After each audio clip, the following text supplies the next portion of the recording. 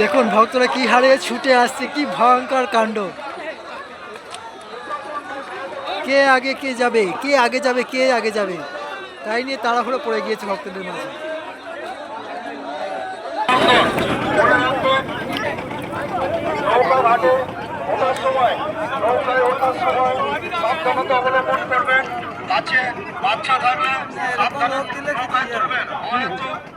সামনে একটি মন্দিরে সামনে দাঁড়িয়েছি।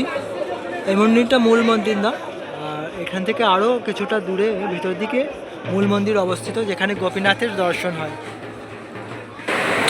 তো আমরা এখন আছি শিয়ালদা স্টেশনে। আমরা তিস্তা তোরসা এক্সপ্রেসে যাব এখন অগ্রদ্বীপ, কারণ অন্যান্য যে লোকালগুলি রয়েছে সেটির সময় অনেক আলাদা টাইমিং আছে। তো এখন তিস্তা তোরসা যেটা এক্সপ্রেস রয়েছে সেটা 3টের সময় ছাড়বে এবং এটা কাটোয়াগামী, সেই কারণে আমরা এই ট্রেনেই যাব। জেনারেলের আমরা দাঁড়িয়ে রয়েছি, বিশাল বড় লাইন, জানি না কোথায় আমরা উঠবো, সিট পাবো কি না জানি না। সিট না পাওয়া গেলেও কোনো ক্ষতি নেই, কারণ আমরা যাব কাটোয়ার আগে অগ্রদ্বীপে, সেখানে অগ্রদ্বীপের মেলায়। হরি বল। তো আপনারা আমাদের সঙ্গে থেকে অগ্রদ্বীপের মেলায় অত্যন্ত আনন্দ লাভ করুন। হরে কৃষ্ণা, যেখানে ভগবান নিজের পিতার অর্থাৎ নিজের ভক্তের পিতা হিসেবে শ্রাদ্ধ করেছিলেন গোবিন্দ ঘোষের।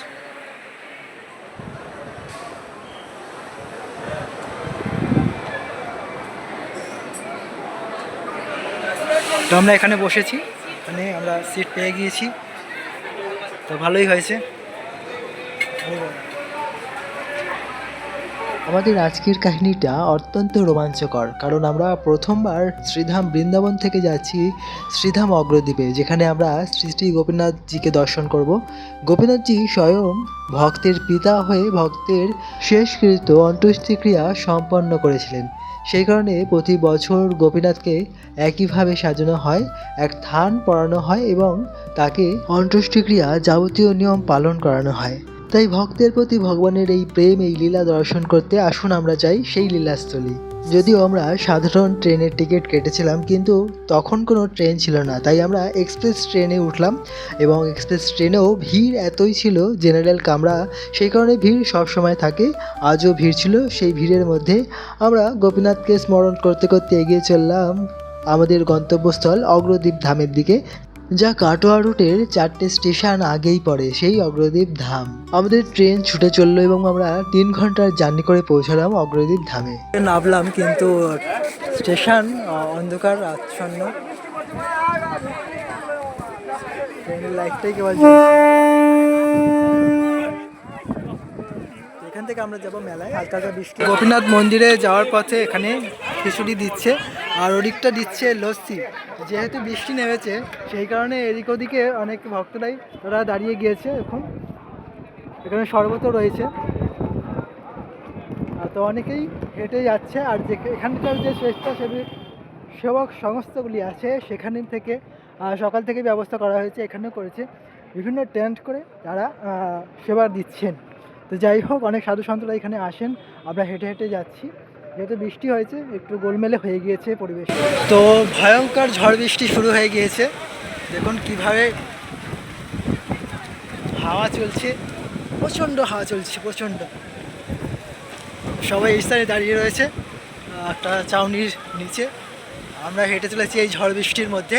তো এখান থেকে আমরা স্টেশন থেকে এলাম টোটোয় করে, 3 কিলোমিটার আমরা আসিনি, 200 মিটার আগে আমাদের নামিয়ে দেওয়া হয়েছে এবং আমরা এখন যাচ্ছি ফেরিঘাটে। ফেরিঘাট আমাদের পার করতে হবে, তারপর আমরা অগ্রদ্বীপে পৌঁছাবো। যেহেতু বৃষ্টি হচ্ছে, বৃষ্টির কারণে সম্পূর্ণ ম্যাচাকার হয়ে গিয়েছে মেলা। যাই হোক, এখানে ব্যারিকেড করে দেওয়া হয়েছে, মন্দিরে গিয়ে দর্শন করে না, ফেরিঘাটে গিয়ে নৌকাতে ওঠা হয়। যাই হোক, এটা হচ্ছে পরিস্থিতি, ভয়ানক পরিস্থিতি। তো এই পরিস্থিতির মধ্যে আমরা এগিয়ে চলেছি গোপীনাথের দর্শনে, মেলা দর্শন। দেখুন এরকম চাউনি করেছিল, চাউনি ভেঙে গিয়েছে, এত ঝড় হচ্ছে এখানে, প্রচণ্ড ঝড়ে। দেখুন ভিড়, দেখুন ফেরিঘাটে যাওয়ার ভিড়, এখান থেকে লাইন শুরু হয়ে গিয়েছে। বাপ রে বাপ, ভাবা যায়? দেখুন এখানে সবাই দাঁড়িয়ে রয়েছে, চাউনি ধরে দাঁড়িয়ে রয়েছে। ঘাট বন্ধ, কোথাও সাইডে দাঁড়িয়ে যাও। বলছে ঘাট বন্ধ কারণ একটা ঝড় বৃষ্টি শুরু হয়েছে। তো যাই হোক, আর গঙ্গার পারে বসে থাক। বলছে ঘাট বন্ধ, সেই কারণে যেতে দিচ্ছে না দিকে।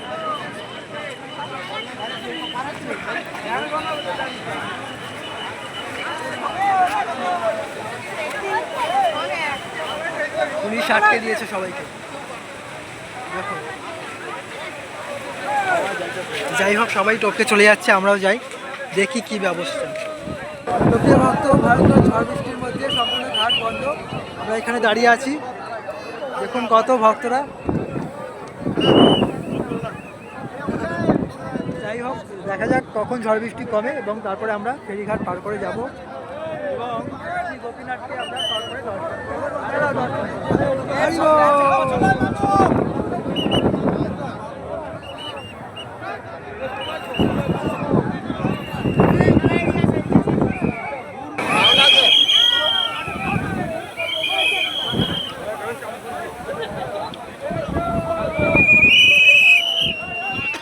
যেহেতু ঘাট বন্ধ সেই কারণে আমাদের ফিরে যেতে হচ্ছে। দেখা যাক কালকে কখন ঘাট খোলে।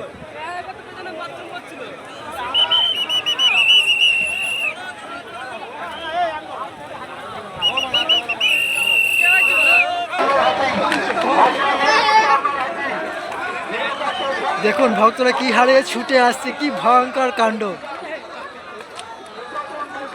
কে আগে কে যাবে, কে আগে যাবে, কে আগে যাবে, তাই নিয়ে তাড়াহুড়ো পড়ে গিয়েছে ভক্তদের মাঝে।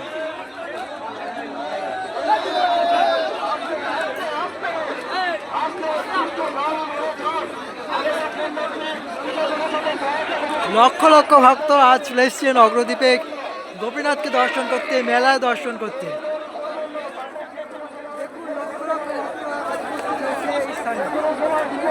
যে ভক্ত, আমরা এত আনন্দের মুহূর্তের গোপীনাথের এই মেলা দর্শন করতে পারছি আপনাদের, তো অবশ্যই আপনারা এই ভিডিওটি সকল ভক্তদের সঙ্গে শেয়ার করুন, সকল আপনজনের সঙ্গে শেয়ার করুন, যাতে সকলেই এই সুন্দর ভক্তদের দর্শন করতে পারে, গোপীনাথের দর্শন করে মানব জীবন ধন্য করতে পারে।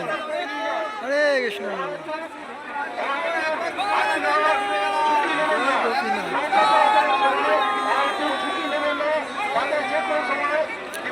দেখুন ভক্তদের মনে উত্তেজনা কতটা।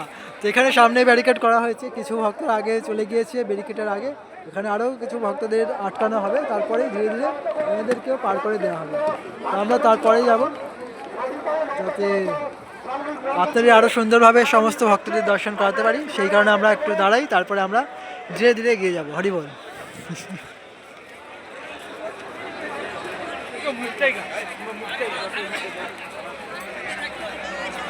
অগ্রদ্বীপ ভাগীরথী গঙ্গা মায়ের কোলে অবস্থিত। এতটাই অপূর্ব সুন্দর প্রাকৃতিক সৌন্দর্যে পরিপূর্ণ এই অগ্রদ্বীপ, যা সকালে যদি আপনারা দর্শন করেন তাহলেই আপনারা এই অগ্রদ্বীপ ধামের প্রতি আপনাদের টান, আপনাদের প্রেম আরও বৃদ্ধি পাবে। তাই আপনারা অবশ্যই ভিডিওটি শুরু থেকে শেষ পর্যন্ত দর্শন করুন। আমরা নিখুঁতভাবে অগ্রদ্বীপকে আপনাদের কাছে তুলে ধরার চেষ্টা করব। আমরা এর পরের ভিডিওতে আপনাদের সকালবেলা অগ্রদ্বীপ ধাম দর্শন করাবো, তাই আপনারা এই ভিডিওটি যেন মিস না করেন একটুকু। আমরা মাত্র 5 টাকা দিয়ে ফেরিঘাট পার করে পৌঁছে গেলাম অগ্রদ্বীপ ধামে। আমরা তো ভেবেই নিয়েছিলাম হয়তো ঝড় বৃষ্টির কারণে ফেরিঘাট বন্ধ হয়ে যাবে, কিন্তু আমাদের মনে এটাও ছিল যে যত রাতই হোক না কেন ফেরি চলাচল হলে আমরা ঠিক পৌঁছাবো অগ্রদ্বীপ ধামে। আর আমরা শ্রী গোপীনাথের কৃপায়, গোবিন্দ ঘোষের কৃপায় আমরা পৌঁছে গেলাম শ্রী অগ্রদ্বীপ ধামে।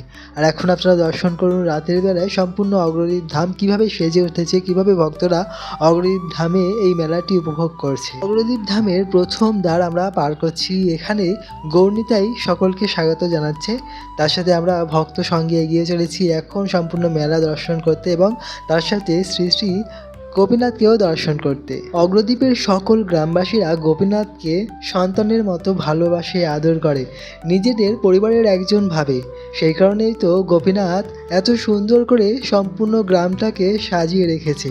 যখনই আমরা গ্রামে প্রবেশ করি, গ্রামটাকে দর্শন করি, তখন অনুভব হয় গোপীনাথ আজও এই স্থানে লীলাবিলাস করেছেন। এত বিশাল আকারের আয়োজন, এত বিশাল আকারের মেলা, এত বিশাল যে প্রয়োজন তা সম্পূর্ণ গোপীনাথ মেটাচ্ছে। কিভাবে যা হয়ে যাচ্ছে তা কেবলমাত্র গোপীনাথই জানেন এবং গোপীনাথের ভক্তরাই জানেন। আমরা কেবলমাত্র মেলাটা দর্শন করছি এবং মেলার যে অনুভূতি তা আপনাদের কাছে তুলে ধরার চেষ্টা করছি। গোপীনাথের মেলা 1 সপ্তাহ ধরে হয়, যেখানে ভক্তদের থাকা খাওয়া সমস্ত কিছুর ব্যবস্থা এই স্থানে করা হয়।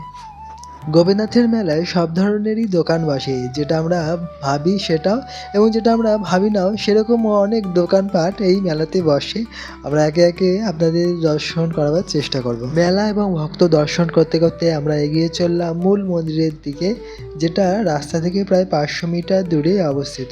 সামনে একটি মন্দিরে সামনে দাঁড়িয়েছি। এই মন্দিরটা মূল মন্দির না, এখান থেকে আরও কিছুটা দূরে ভিতর দিকে মূল মন্দির অবস্থিত, যেখানে গোপীনাথের দর্শন হয়। তো আমরা এই স্থানে বসে আমাদের ভিডিওটি এডিটিং করব, যাতে আপনারা সময় মতো ভিডিওটি দর্শন করতে পারেন। প্রিয় ভক্ত, আমরা অত্যন্ত কম সময়ের মধ্যে ভিডিও এডিটিং করে আপনাদের সম্পূর্ণ ধাম দর্শন করাবার চেষ্টা করি। তাই আপনাদের কাছে একটাই অনুরোধ, আপনারা সম্পূর্ণ ভিডিওটি অবশ্যই দর্শন করবেন। তো প্রিয় ভক্ত, আসুন এখন আমরা জেনে নিই কেন অগ্রদ্বীপ এবং অগ্রদ্বীপের গোপীনাথ কেন এত জগৎ প্রসিদ্ধ, এত বিখ্যাত হলো। মাধব ঘোষ, বাসুদেব ঘোষ এবং গোবিন্দ ঘোষ, এনারা 3 ভাই ছিলেন এবং মহাপ্রভুর কীর্তনিয়া হিসাবে তারা প্রসিদ্ধ ছিলেন।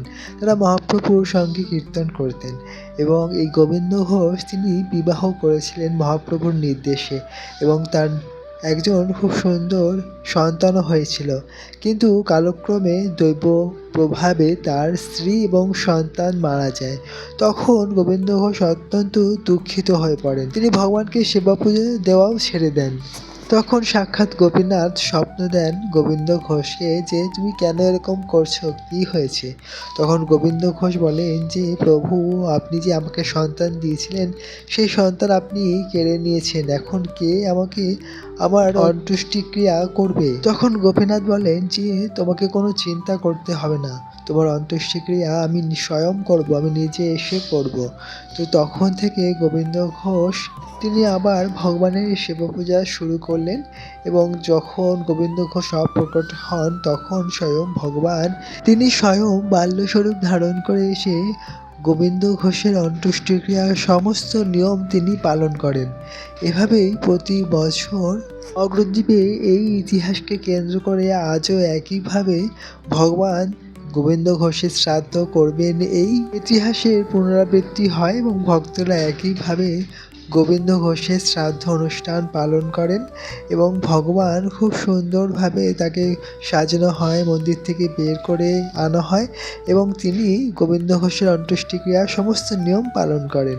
তো এই হচ্ছে ভগবান, অত্যন্ত প্রেমের ভগবান, যিনি ভক্তের সমস্ত মনস্কামনা পূর্ণ করেন। তাই তো বলা হয় যেই সমস্ত ভক্ত এই স্থানে এসে মনস্কামনা করেন তার সমস্ত মনস্কামনা গোপীনাথ পূর্ণ করেন।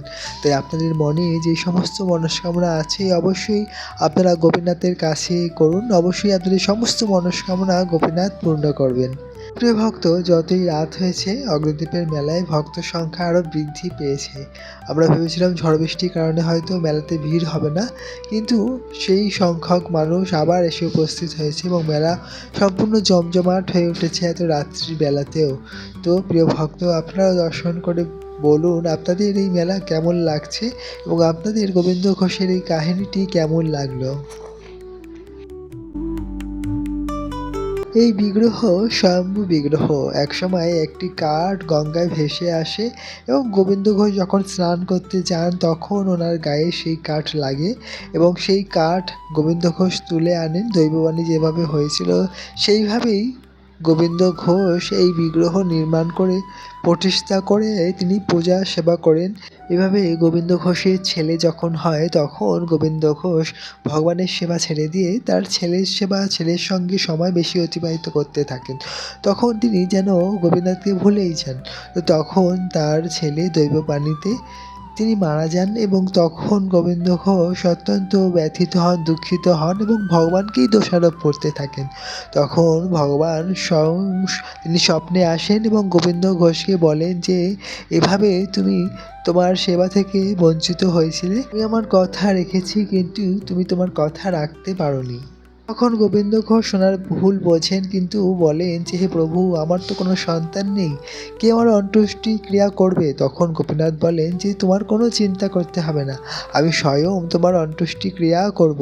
তো সেই থেকে ভগবান প্রতি বছর আসেন এবং ভগবান নিজে তার সেবা করেন সন্তান দেখুন রূপে। বিশ্রাম গ্রহণ করছেন এবং এখানে বিশাল বড় একটা স্টেজ করা হয়েছে। সেই স্টেজে সামনে তারা দাঁড়াচ্ছেন এবং মনোরঞ্জন হচ্ছেন, এই হচ্ছে বিষয়। তো যাই হোক, লোকগীতি, আধুনিক লোকগীতি এখানে অনুষ্ঠিত হচ্ছে। দ্বীপের বিভিন্ন স্থানে এই মেলার মধ্যে মনোরঞ্জনের জন্য এরকমই প্রোগ্রাম হচ্ছে। আমরা সকল প্রোগ্রাম আপনাদের দর্শন করাতে পারছি না, কারণ তাহলে ভিডিওটি আরও অনেক বড় হয়ে যাবে। সেই কারণে আমরা আপনাদের একটা প্রোগ্রামই দর্শন করালাম। বাকি আপনাদের আজকের এই ভিডিওটি কেমন লাগলো অবশ্যই কমেন্টে জানাবেন। এবং এই প্রোগ্রামের পর সকল ভক্তের জন্য প্রসাদও রয়েছে, ফ্রি প্রসাদ, তারা প্রসাদ পাবেন এবং এই স্থানেই তারা শুয়ে পড়বে। কোনো চিন্তা করবেন না, কারণ স্বয়ং গোপীনাথ তাদের সকলের রক্ষা করছেন। তো প্রিয় ভক্ত, আজকের কাহিনীটি আমরা এখানেই সমাপ্ত করছি। আগামী কালকের কাহিনী আরও মজাদার হতে চলেছে, তাই আপনারা সকলে আমাদের সঙ্গে থাকুন। চ্যানেলটি সাবস্ক্রাইব না করলে চ্যানেলটি সাবস্ক্রাইব করে নোটিফিকেশান বেল অন করে আমাদের সঙ্গে যুক্ত হন। আর আপনারা এই ভিডিওটি অবশ্যই সকলের মাঝে শেয়ার করুন, যাতে সকলেই গোবিন্দ ঘোষের এই অপ্রাকৃত ইতিহাসটি জানতে পেরে এবং গোপীনাথকে দর্শন করে মানব জীবন ধন্য করতে পারে। ধন্যবাদ, সবাই সুস্থ থাকবেন, ভালো থাকবেন। হরে কৃষ্ণ কৃষ্ণ কৃষ্ণ হরে হরে, হরে রাম রাম রাম হরে হরে। জয় গোবিন্দ ঘোষ কি জয়, জয় গোপীনাথ কি জয়, অগ্রদীপ ধাম কি জয়, অনন্ত কোটি বৈষ্ণব বৃন্দ কি জয়, শিলপ্রপাত কি জয়, নিতাই গৌর সীতানাথ প্রেমানন্দে হরি হরি বল। আজকের আনন্দ কি জয়, হরি বল। হরে কৃষ্ণ, রাধে রাধে।